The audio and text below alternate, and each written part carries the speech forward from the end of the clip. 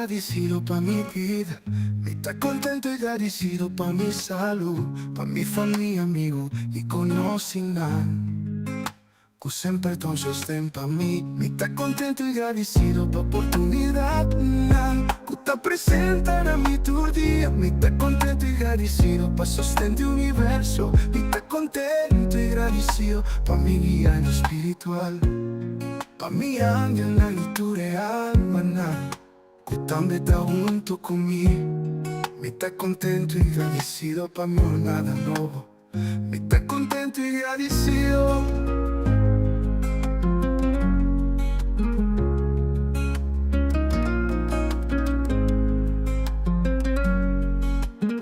Me está contento y agradecido pa' mi vida nueva, para el descubrimiento de que me da, pa' que comita y que con el propósito de mi vida de mi realidad está aquí. Me está contento y agradecido pa' todo cual como experiencia que ayuda a mi llega en el lugar que llama mi vida aquí en la tierra. Me está contento y agradecido. Me está contento y agradecido.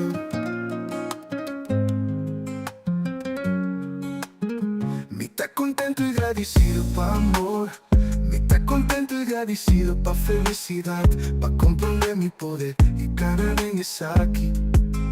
Y otro descubre su dinámica. Me está contento y agradecido de estar consciente y mi propósito en el mundo aquí. Estoy contento y agradecido pa' mi vida nueva, para el descubrimiento de que me da, pa' que comita y que con el propósito de mi vida de mi realidad está aquí.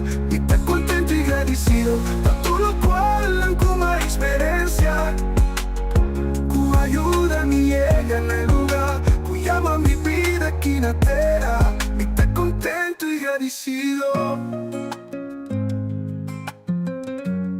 Me está contento y agradecido.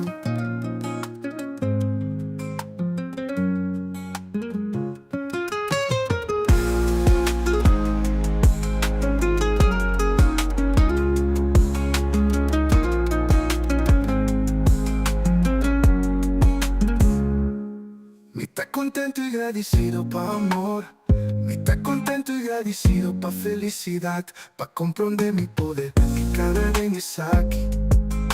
Y otro descubre su dinámica. Me está contento y agradecido de estar consciente y mi propósito en el mundo aquí. Me está contento y agradecido pa' mi vida nueva, para el descubrimiento de que me da, pa' que comita y que con el propósito de mi vida de mi realidad está aquí. Me está contento y agradecido pa' todo cual como experiencia que ayuda a mi llega en el lugar que llama mi vida aquí en la tierra. Me está contento y agradecido.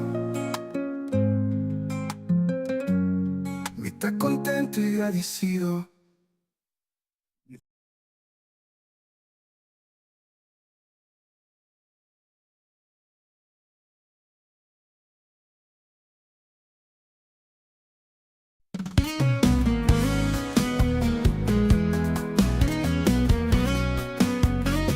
Vida tan bonita, un viaje precioso, un brisa divino acariciando mi cara. Vida tan llama a mí y también mueve mí, pa' mí descubrí, también explora en mi la no me escondí. Vida tan una historia llena de magia y belleza, un sinfonía melodioso y vibración armonioso. Vida tan un encanto fascinante y radiante, qué privilegio más divino, qué tremenda oportunidad y portar parte de vida.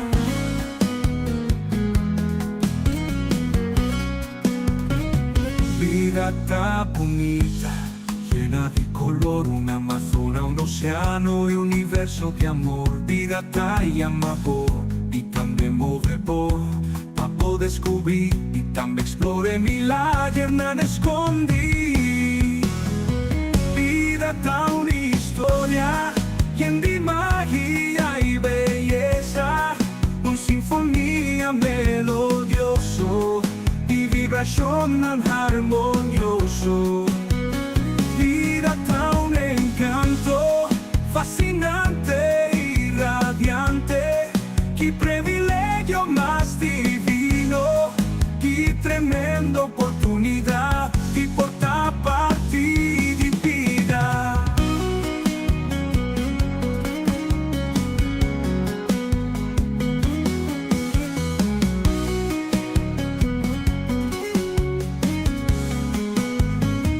Vida tan bonita, llena de color, una amazona, un océano y un universo de amor. Vida tan llamable y también movebo, para descubrir y también explorar y la llena de escondí.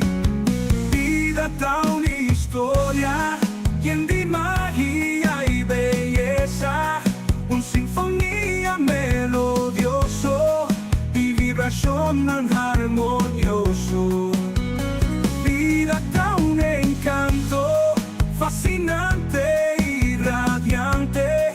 Qué privilegio más divino, qué tremenda oportunidad de portar parte de vida.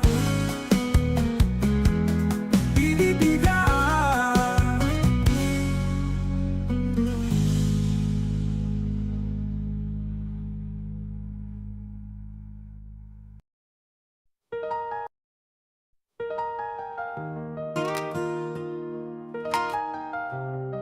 Y no te avisó.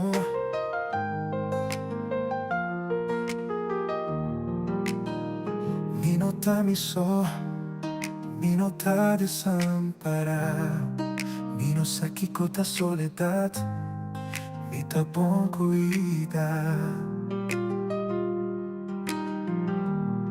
mi te rondone protección, es aquí no también yo. Passo a descobrir, a realizar. Mi tá bom acompanhar, sempre bom guiar. Sem me tá entregar, mi coração tá tranquilo. Se me tá bom acompanhar, divinamente bom cuidar.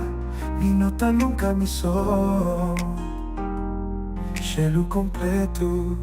Acompanha-me, e tá bom acompanhar-me, e tá bom acompanhar-me, e tá bom acompanhar-me, acompanhar-me. I don't walk this road alone, peace walks with me like a friend. I feel love in every shadow, and grace that never ends. Even in the quiet moments, I can hear the sacred sound, a whisper deep inside me, saying you are safe and found. Mi tá bom acompanhar, sempre bom guiar, sem me tá entregar, mi coração tá tranquilo. Se me tá bom acompanhar, divinamente bom cuidar. Mi nota nunca me só, cielo completo, t'accompagna-me. Mi tá bom acompanhar-me, mi tá bom acompanhar-me, mi tá bom acompanhar-me, acompanhar-me.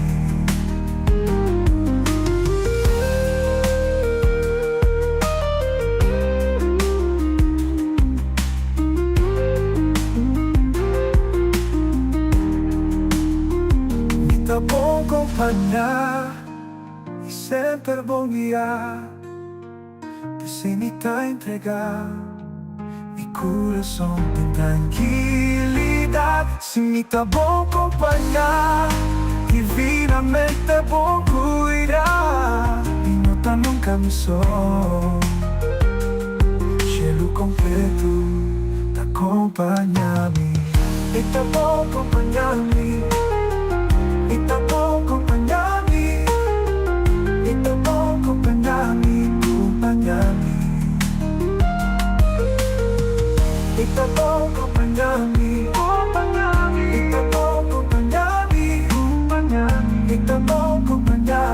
accompagnami.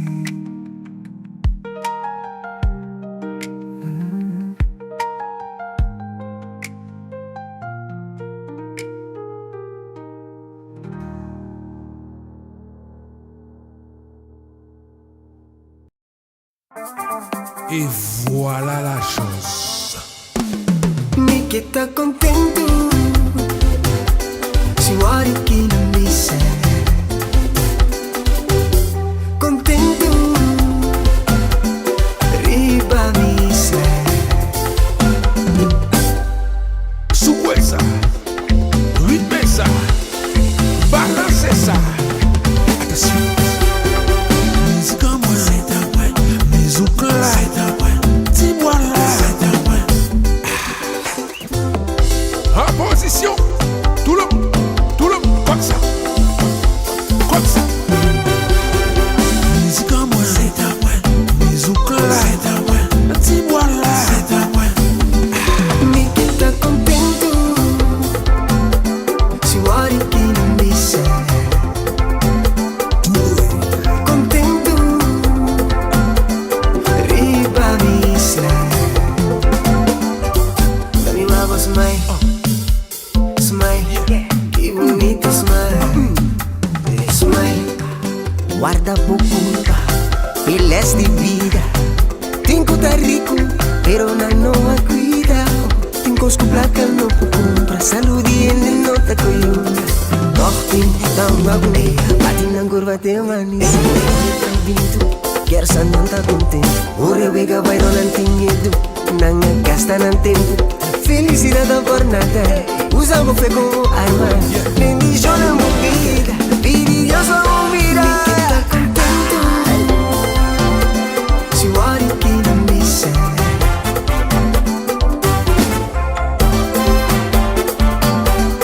Riba mi sa. Dami uma voz, smile, smile, que bonito smile. Smile, dami uma voz. Que bonito smile.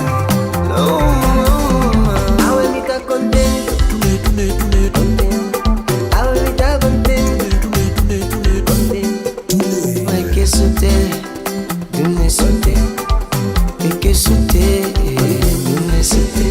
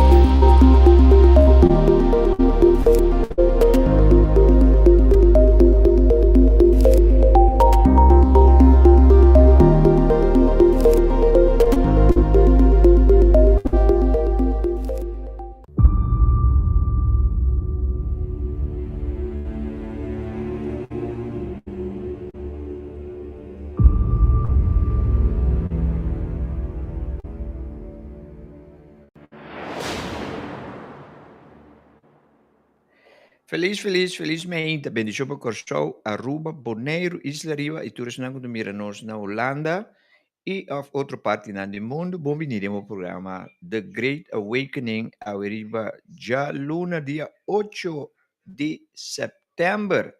Esperando que tu rende a dormir ilanda bom, a maneira me, ando que tu rende desfrutando de bom saúde. Personal que quizás está sentindo quebrando de saúde, nossa declaração de chão riba curva.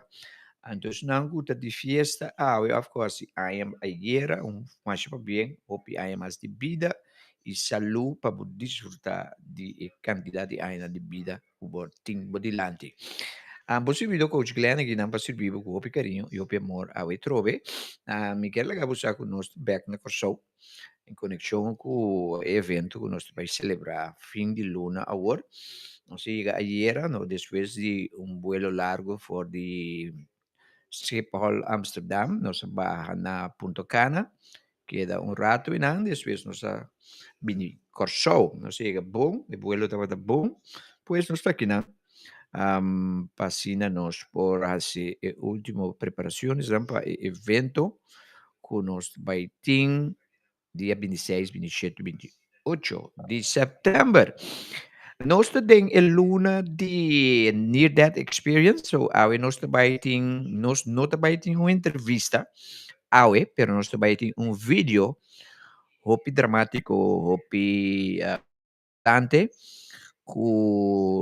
de Jeffrey Olson, maneira não sabia que punicava. A história de Jeffrey tá hopi comovedor, hopi impactante na minha piscina. Deus me espero que você open para você escutar, eta English version, so o vídeo está na inglês, é americano, e sabe que isso já acaba 28 vai passar, 28 para 29 vai passar. Pero te awe história de Jeffrey tá impactante.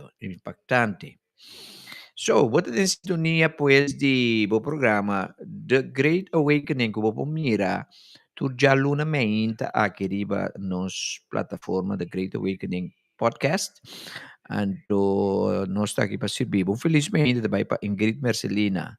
Un felizmente para Lourdes Penso. Contente mirabo Lourdes. Contente que botei. Un felizmente para Angel Martes, Juliane, Josefina, Norval, Servania, também Dudley Tomasa, felizmente, esse é o ta la ganansa kunanti, felizmente também pessoal kuda den background. E também felizmente dia pessoal kuda mira nos na parte Holanda, ok? So, naga nos vai mesura agora aqui para o vídeo de nosso amigo Jeffrey Olson, nami uploade, pasina no so bute kiri barang. There you go. Okay, let's do this. Nós vai mesura pe, pasina po disfrutar de je. Toma boa nota de história que você tá hopi impactante, ok? Nós está back kubo depois de vídeo aqui. Enjoy. Hi there. My name is Jeffrey Olson. I'm a near death experiencer and an author. And I do a lot of different things, but today I'm talking about the actual near death experience and what happened literally, it's been 27 years ago. So it's been a while, and I can talk about it now that the time has passed where I'm not as emotional about it, but the experience is as if it happened yesterday. It's very fresh. It's very new. There's parts of it, like the parts of the experience about, well, gosh, how many operations did I have and what order were they in? That is a bit foggy, but the out of body or near death experience things are crystal clear.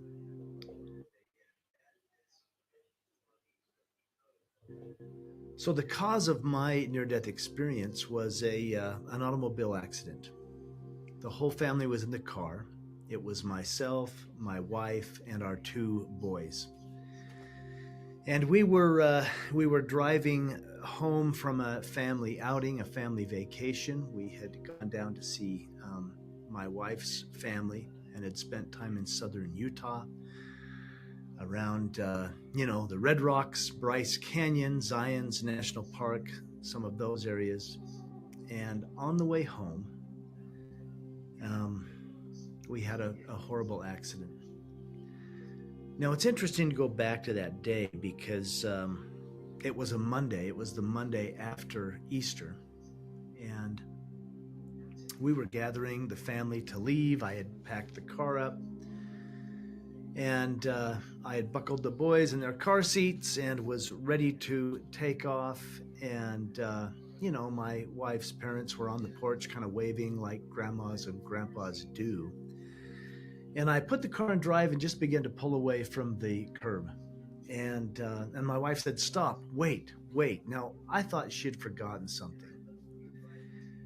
And I put the car in park and I looked at her and she looked at me and she said, "I just want to say goodbye to Mom and Dad one more time." Now, in that moment, I thought, oh gosh, women, we've said goodbye. We hugged everybody. We've got to get on the road. But I stopped the car and she unbuckled and ran up to the porch. And I noticed as she not only hugged, but she kissed both her mom and her dad. And then she joyfully came running back to the car and jumped in and buckled up, and we got ready to take off. But I bring this up for a specific reason, because in hindsight, she must have got a whisper. She must have had an impression, an intuition. And she followed that. And when that happens in your life, when you get those little whispers, follow that, because as the day rolled out, that was the last goodbye.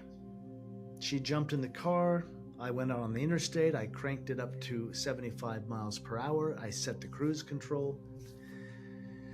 And we were heading home as quickly and as efficiently as we could.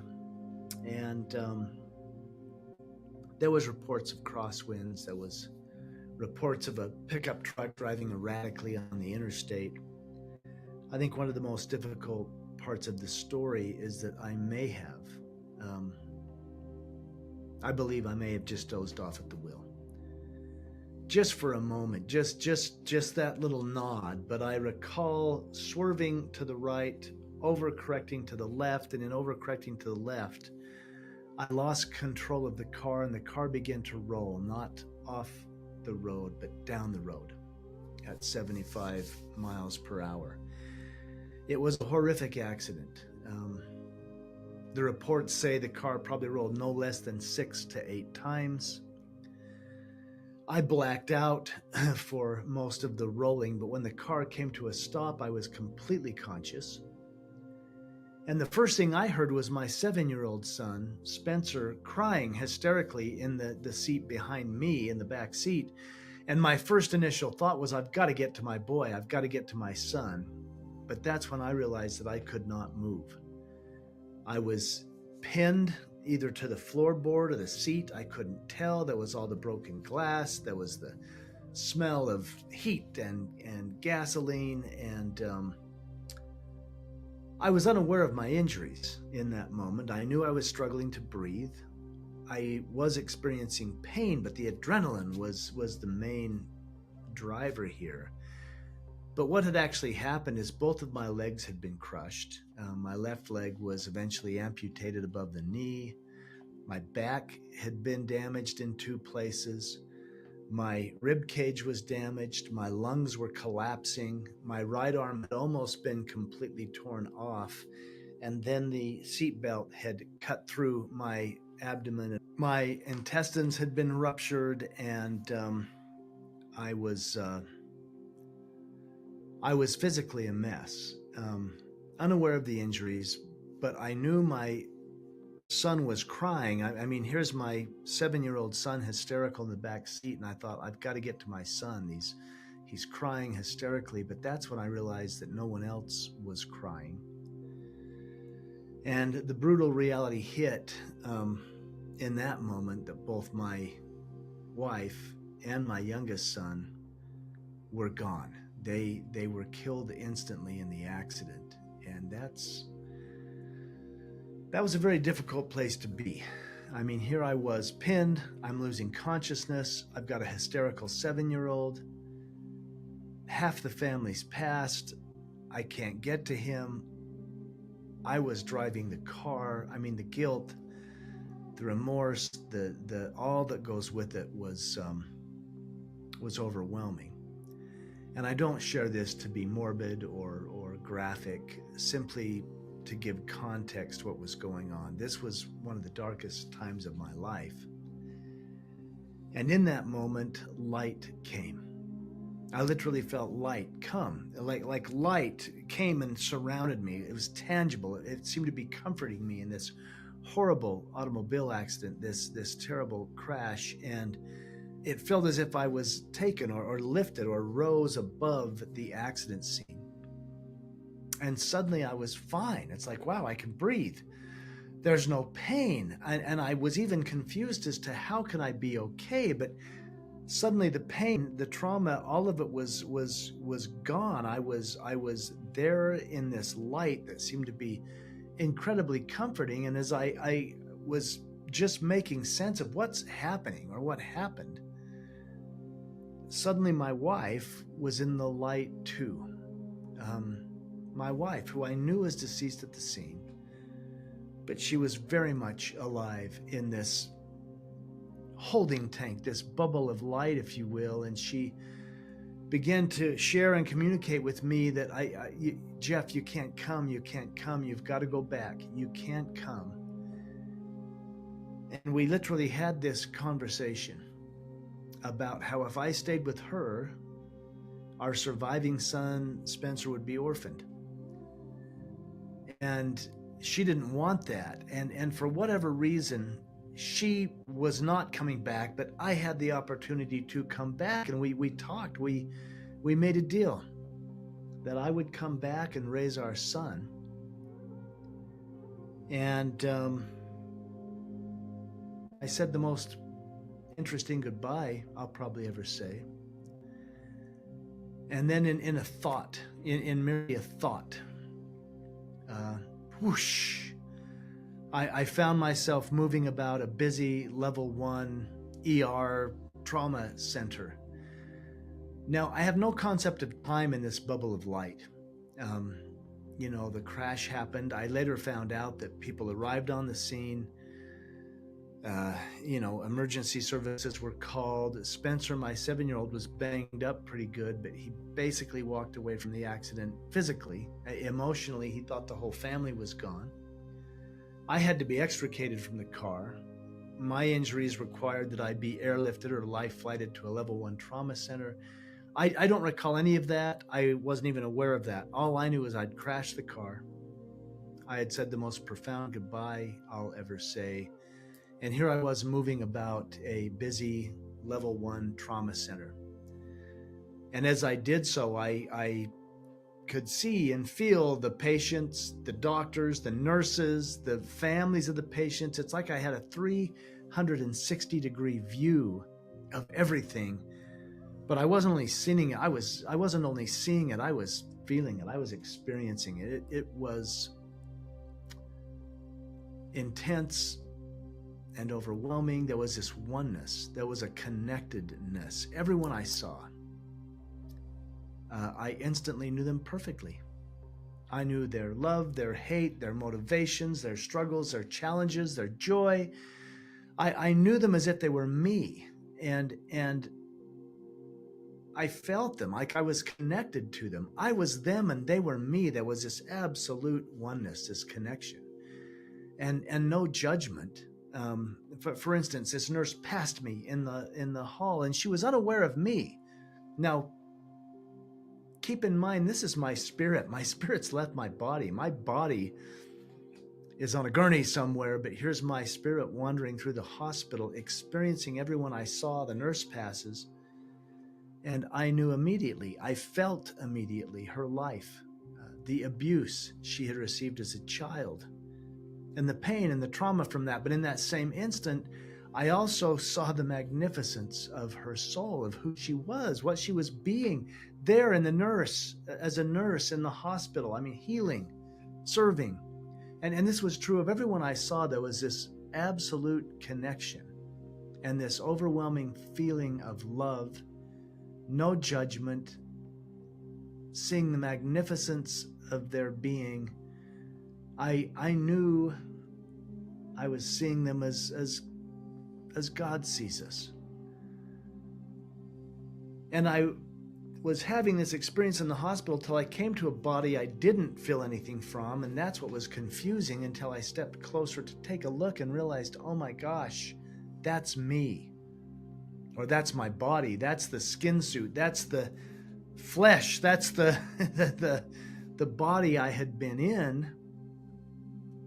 And there was a overwhelming sadness to look at it. It was so broken up. And yet I knew I had to get back in. And there was this reverence for the body. You know, I didn't have to remind my heart to beat or remember to take breath. My body just worked. I didn't have to teach my eyes to see. There was this reverence for the magnificent machine our body is. But I also knew mine was broken badly, and I had to get back in. And our thoughts are so powerful. I didn't have to figure out, now, how do I get back in it? It was the intention. I'm going back in. I'm going back in, and with those thoughts, boom, I'm back in the body. Back to the heaviness, the grief, the weight, the pain, the trauma, the guilt, all of it back in the body. And I was in the hospital for almost 6 months. I had 18 surgeries in all. For much of that, in the beginning, I was in ICU. I was ventilated, big tube doing the breathing from my lungs. My legs were immobile. My right arm was immobile. They eventually tied down my left arm because I kept grabbing at all the medical equipment. But I literally learned a whole new meaning of be still. I had no choice. It was to be there and feel it and think about it and grieve in it and also contemplate this, wow, what happened? I was in a broken body, boom, I was out of the body, then there was no pain. I had this intense conversation. I made choices. Wham, I'm back in the hospital. I had this connected oneness experience. Then I'm back in the body to the pain, grief, trauma, emotions, all of it. And literally fighting from day to day. I mean, I had horrible infections. I threw pulmonary emboli, the blood clots that lodge in your lungs. I mean, it was touch and go for some time. And I was eventually stabilized. And I had many experiences where it felt like I would leave my body. Needed to take a break. You know, it's like I'd be over in the corner of the room, then boom, back into the body. But the most profound experience I may have had was at the end of my hospital stay. I was only a couple weeks away from coming home. I had gotten out of ICU, I'd gotten through surgical recovery, and I went back into ICU a couple of times during these months, and then, you know, into surgical recovery. I was done with all of that. I was in the rehabilitation center. They were teaching me how to dress myself with my right arm in a sling and my leg amputated and my right leg in a brace. And you know, how does one move with one working arm, and how does one get in a wheelchair? And I was still very sick. I mean, I was having to deal with the colostomy bag because of the rupturing of the intestines. There was a lot going on, but I was going to get better. I was going to get well. I was going to come home. And they had finally stabilized my abdomen so that I could roll on my side and sleep. And I naturally sleep on my side. And so it felt so good to lay on my side. I had laid on my back so long, I had rubbed all the hair off the back of my head. I was bald on the back of my head. And on this particular night, I rolled onto my side, and I fell into a deep, comfortable sleep. And in that sleep, I felt that light come again. The light came. It surrounded me. It held me. I felt as if I was rising above the hospital bed. But this time, the light dispensed. It went away. And when it moved off like fog off a lake, I was in the most beautiful, gorgeous place. And I was whole. I began to run. I had both legs, both feet. I was so joyful, and it was an intense physical experience, if you will. Now, I believe I was out of the body. But wow, I could feel the energy of the ground under my feet. I could feel the intelligence in my calves and thighs as I ran. It felt like such a physical, sensual experience. And I'm running joyfully. I mean, people say heaven, people say the other side. I was home. That's the only word that comes close. I was home and I was running and having this experience. And then I got the message that I wasn't there to stay. It was a knowing. I wasn't there to stay. And at that same time, there was this corridor off to my left, and I knew intuitively I'm to go that way. And I did. I began to work my way down that corridor. And at the end of the corridor was a crib. Now, at the time, Griffin, my youngest son, who had also been killed instantly in the accident, he was only a toddler. He was still sleeping in a crib. So when I saw this crib, I raced to the crib. And when I looked in the crib, there was my little boy. There he was, sleeping as peacefully as ever. And as a father, I looked at him and I swept him up in my arms. And again, it felt so physical. I don't know if you've ever picked up a sleeping child, but there's a weight and a heat. And I was experiencing all of that. And I held him against me, and he was solid against me. And I could feel his breath against my neck, and I'm holding my little boy, and I even leaned over and I smelled his hair. I knew it's him. It's him. And I began to weep, thinking I'm holding my son. And as I held him, I felt this presence behind me. And it was a overwhelming, powerful, cosmic, wise presence. It was coming closer and closer as I held my son.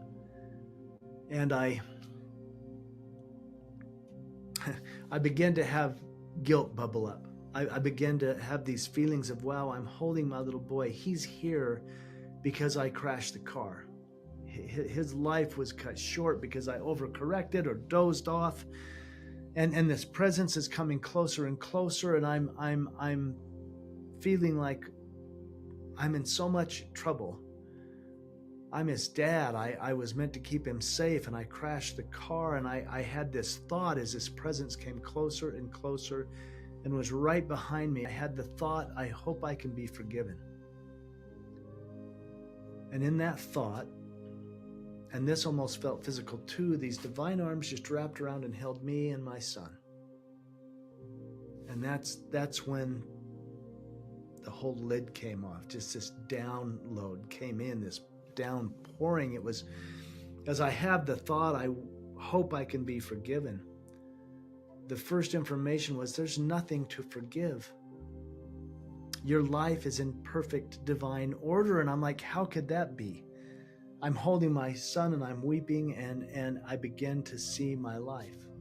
And I saw things, and I was almost explaining, well, that was a mistake. That was a mistake. I didn't mean to do that. And this beloved being that held me simply asked, what did you learn? There was no judgment in this. I was judging myself, but there was no judgment. What did you learn? What did you learn? And I even saw things, and I thought, wow, that was wrong. I knew it was wrong, and I did it anyway. And the beloved divine being that held me said, well, that's your judgment of it, not ours. We love you. We love you. You're as magnificent and beloved and even perfect as the child you hold. And here was my little boy, alive and well in my arms, and he was perfect and beloved and divine to me. And yet that's multiplied as I'm in the arms of God, and I'm being told, that's how we feel about you and everyone else. It was a very personal experience, but I knew that that was true of every living soul. There was so much love, no judgment. And I'm watching my life play out in these divine arms, and I'm holding my little boy. And it evolved into a tutorial on choice, on free will. And the divine, God, the universe, whatever term you want to use, the being that held me said that I had a choice. That I could be angry my whole life because, this was allowed to happen. God let it happen. The universe allowed it happen. I wasn't protected. I could be angry about that, and I could blame the divine. I was also told I could beat myself up the rest of my life because I was driving the car. That was a choice. But I was given a third choice. I was given the choice of I could give my son back. I could hand him over. I could exercise my will. And the being who held me, and I'll call it God, said, I want you to exercise your will. And I'm like, no. I grew up a conservative Christian. It's like, it's your will be done. I've known that since I was a child. But here the being says, I want you to exercise your will. And I said, how can that be? And there was so much love that the God that held me said, my will is your will.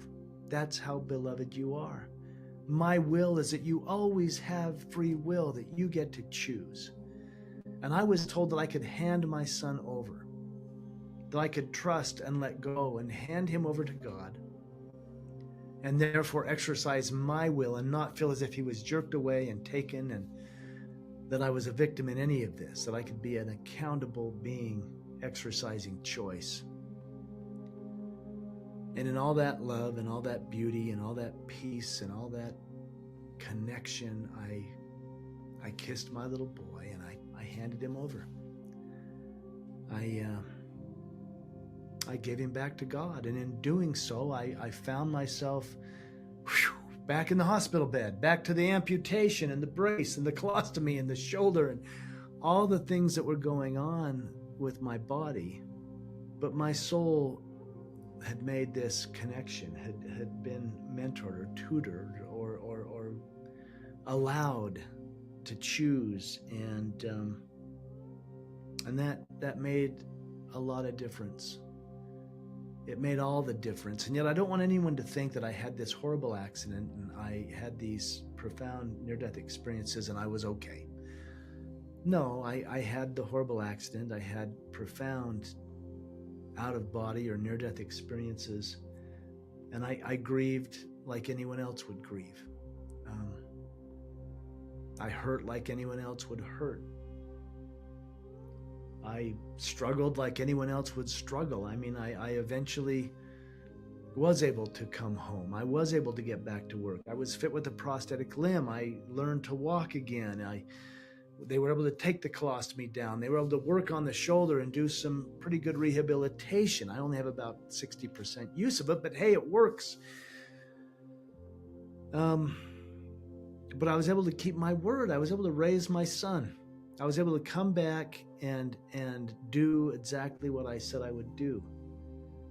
And it was interesting coming home to Spencer. Here was this little 7-year-old, and he had lost everything I lost. He had lost his mother.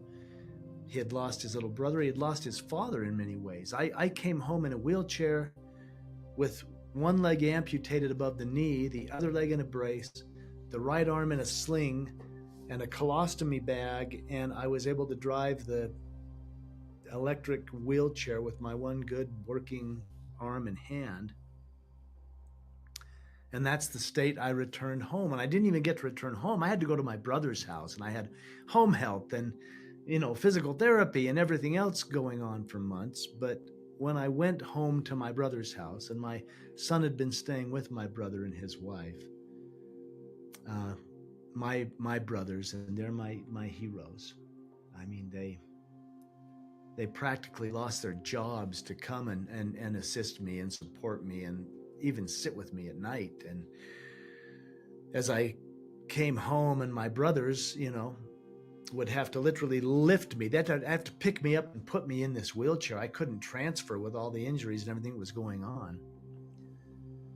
But as that happened, I looked, and there's Spencer, my little 7-year-old, watching out the window, watching his uncles, my brothers, lift me, his dad, into this wheelchair. And I'm thinking, how's he going to handle this? I mean, he had seen me in the hospital. He'd come and climbed up on the hospital bed, and he had spent some time with me, but I would always cry. It was difficult. But here I was on his turf. I was coming home. We're going to have to go to the grocery store. And I looked like a sight. And I'm thinking, how will he ever accept this? How will he ever accept this?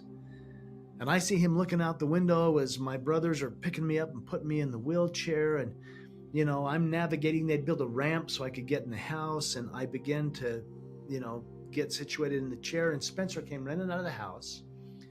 And he ran toward me.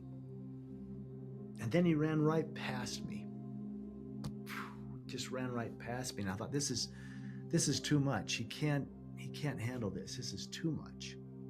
And I began to, you know, drive the wheelchair and navigate it up and turn it so I could get up the ramp. And as I turned, I just looked to see where he went. And he had actually run across the street. And he began knocking on all the neighbors' doors. And he began shouting, come out, come see my dad. My dad has made it home. And I burst into tears, and he ran and he eventually threw himself on my lap, which just about killed me. I still had all the sutures from them preparing the abdominal surgeries. And anyway, here I was holding my 7-year-old in my lap, and I was home. I was going to make it live. And we had this interesting exchange. I said to him, look, he was a Star Wars nut. So I said, they're going to fit me with a Darth Vader leg, and I'm going to learn to walk, and I'm going to work really hard to get well, but it's going to be like this for a while. Are you going to be okay with this? And he said to me, Dad, if you were nothing but a puddle of blood, I would still love you. And I burst into tears harder, and I held my son. And the reason I'm sharing this is I learned something. I had a profound epiphany as I sat there all broken up in a wheelchair holding my surviving son and realizing that his love was unconditional. He didn't care if I had one leg or if I was in a wheelchair. And suddenly that moment was no less divine than being on the other side holding my son who passed away. Being here in a wheelchair holding my living son heaven was right here. There was nowhere to go, nothing to become, nothing to do, but to simply be in that perfect moment and experience that. I've come to the conclusion, and now that I'm gray and I'm a grandfather, that little boy that threw himself on my lap has grown. He's married. They have a child. I am now a grandfather. And I've realized it is the little things in life that make a big difference.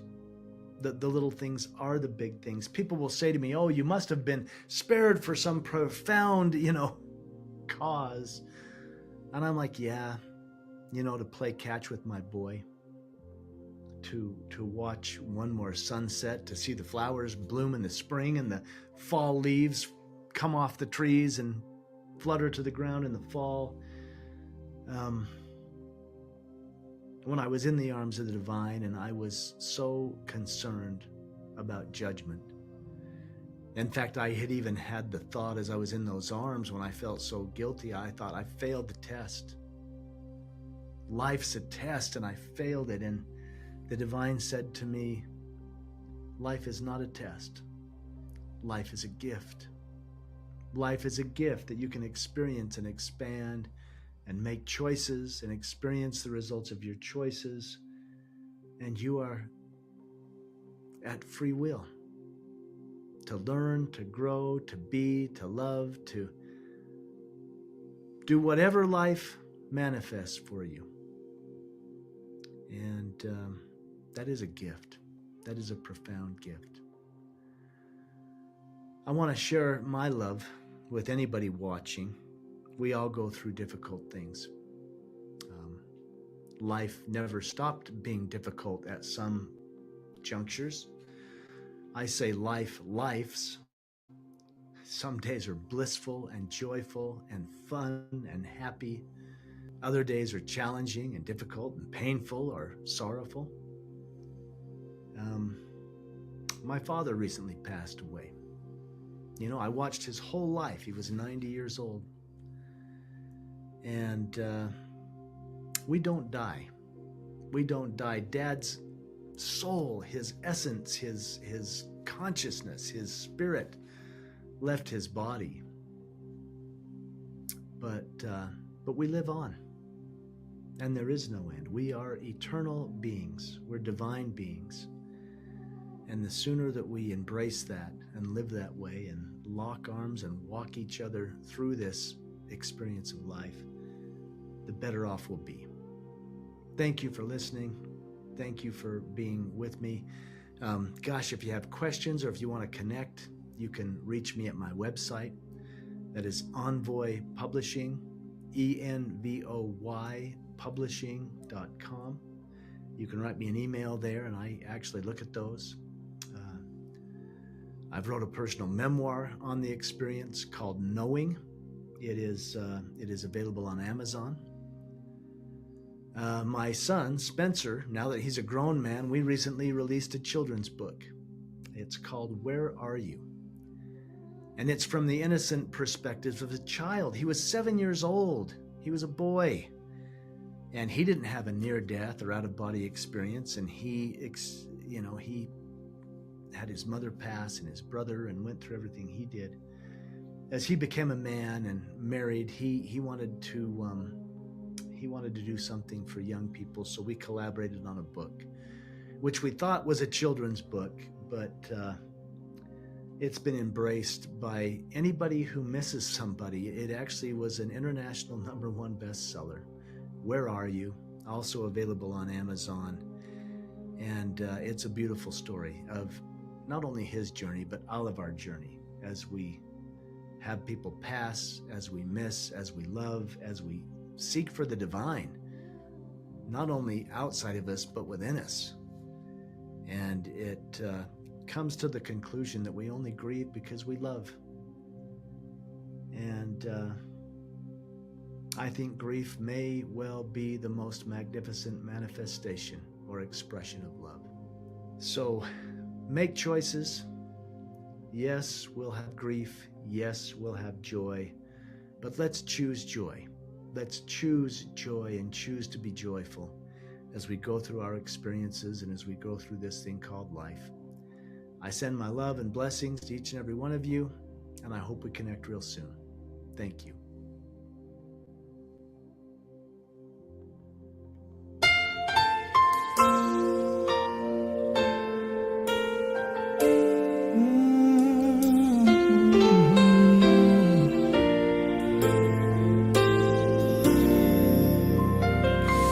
I didn't ask for a second chance, but here you are, like circumstance, a touch that heals without a sound, lifting what was broken from the ground.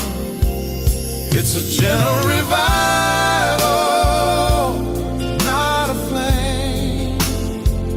No shouting skies, no thunder came. Just quiet grace, a steady rise, like love reborn behind my eyes.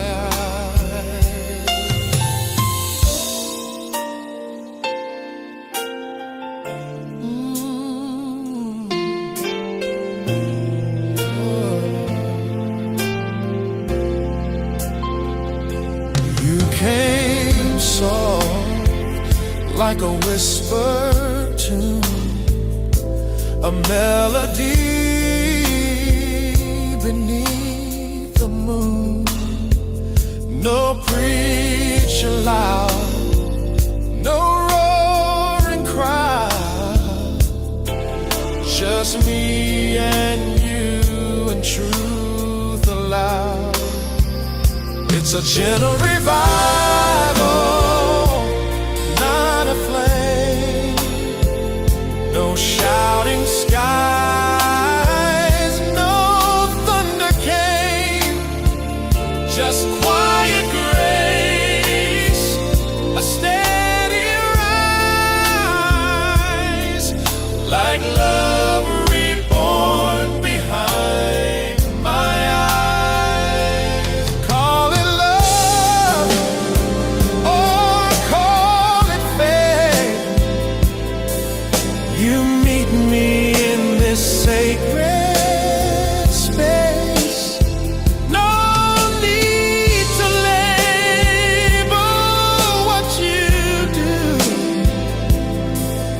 Your mercy comes and pulls me through.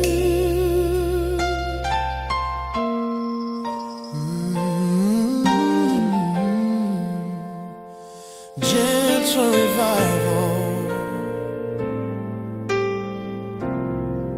that feels like you.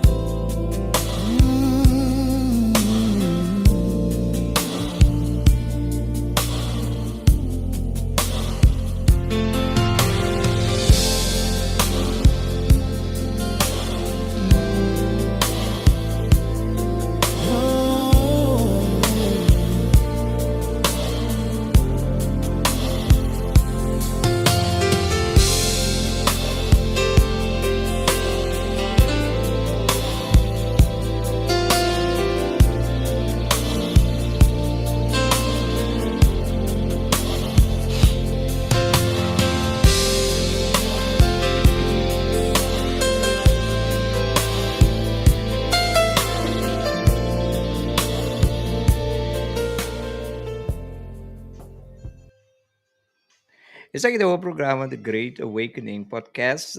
Bacaba de mira NDE Story de Jeff Olson. Me espera que ela comovebo, e mais que seja, ela inspirabo, empowerbo e donava paz de alma, sabendo que o morto não é uma coisa que nós me de medo de jeito, ao contrário, é uma coisa que nós me embrace, yeah? Se você escutar, homem, que sua história está fascinante, se você foi de ponto de vista mundano, está cruel, yeah? Pero a experiência que tu tem está sumamente bonita. Eu amo que sua história também ron, tanto ajudando mais shopping ainda mais. Ok, depois de 20. Desculpa. Il cambio di clima da pone come tinku adatta. E também rond conta sua história, segundo agora que tempo que ela conta a história que estava da 27 anos passar segundo agora que tem 30 anos acaba. Segundo tem 30 anos acaba. Dus basta tempo. Bota mi resta in Thailand, pero tem pia falso. Yeah. Corabo è che è un accidente hobby cruel la chi verso piena guardo di crash e fa di su seatbelt a cotte e la chi repci su polmone a guardo a caiafo era di un problema con respirazione che me ne che su all'assi 18 operazione 18 che me ne da opito lo la passa d'origine però esta tiene consuelo di co e curva che tinta passatempo età ya e la sì apreciar su curva sì ya pero nos esencia real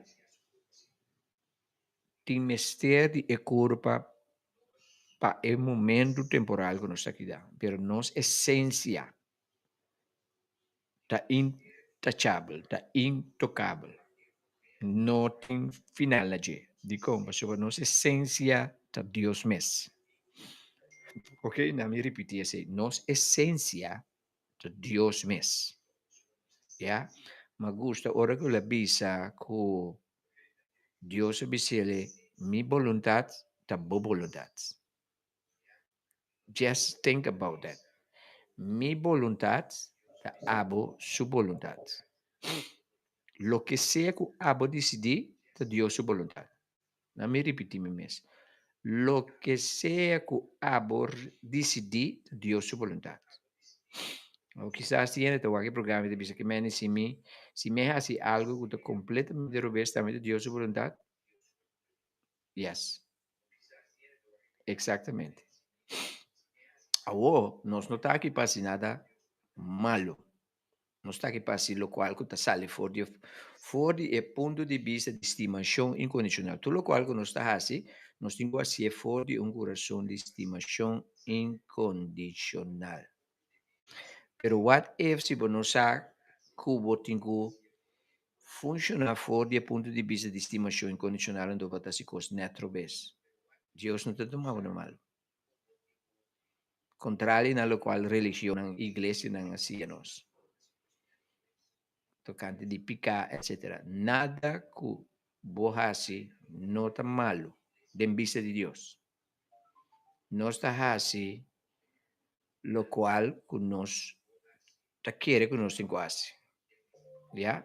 Dus sumamente importante para nós compreender isso. Então, como vê que a história aqui te ajuda a nós compreender Deus de uma outra forma de lo qual que nós agora condicionar para querer de Deus.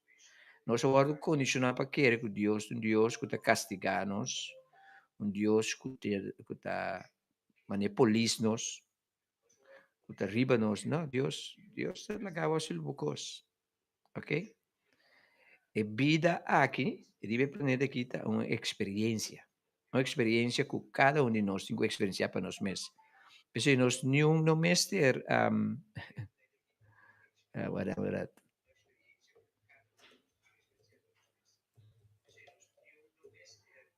nós não mais de juzgar outro. Cada gente está experienciar a vida aqui de maneira que está experienciar. Ok? Nós tur agora condicionar uma maneira ou outra. Ok? So it's very important. Me encorajamos para o tipo de história nas ninguém. Na 2023, ora com Miami, que tipo de história na mais sinta mais de Schengen não. Então, isso é a minha vida. Ok?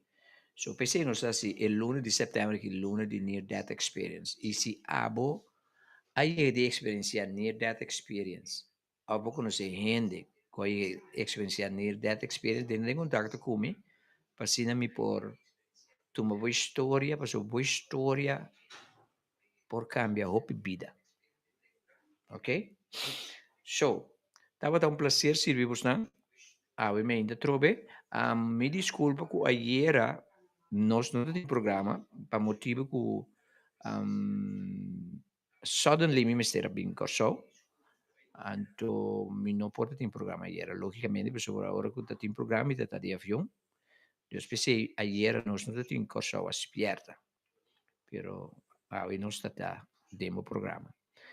Nós evitamos para onde nós já domingo, outra semana, de corso aspierta e já luna de outro programa de Near Death Experience.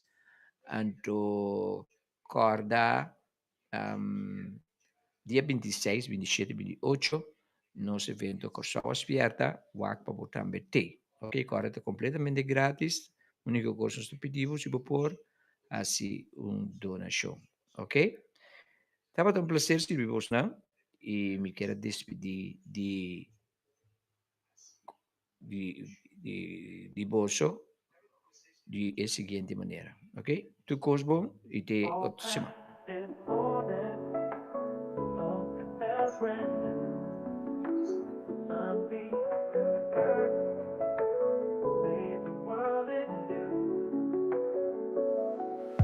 A shift within my spirit, a clear and open view.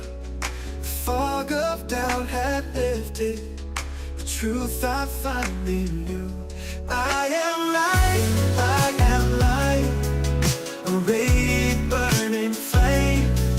My soul's a boundless ocean, whispers my sacred name. No longer bound by shadows, I rise above the pain. I am light, forever free, unchained.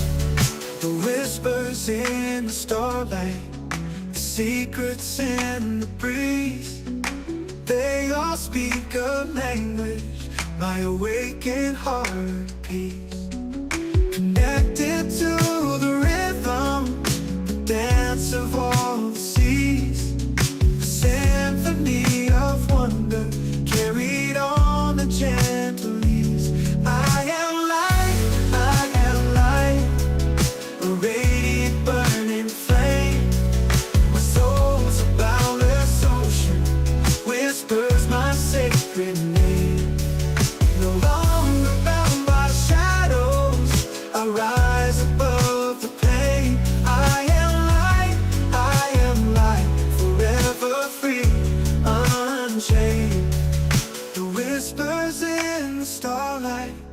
secrets in the breeze. They all speak a language, my awakened heart peace. Connected to the rhythm, the dance of all the seas.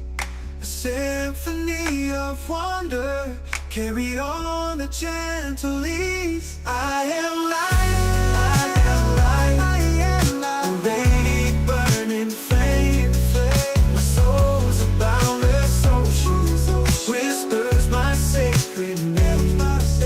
No longer bound by shadows, I rise above the pain. I am light, forever free, unchained. There's power that resides within, a force I can't deny. It guides me on my journey beneath the endless sky. With love as my compass and purpose as my guide, I walk the path of light with nothing left to hide. I am light, I am light, I am light. A radiant burning flame, my soul's a boundless ocean, whispers my sacred name. No longer bound by shadows, I rise above the pain. I am light, forever free, unchained. I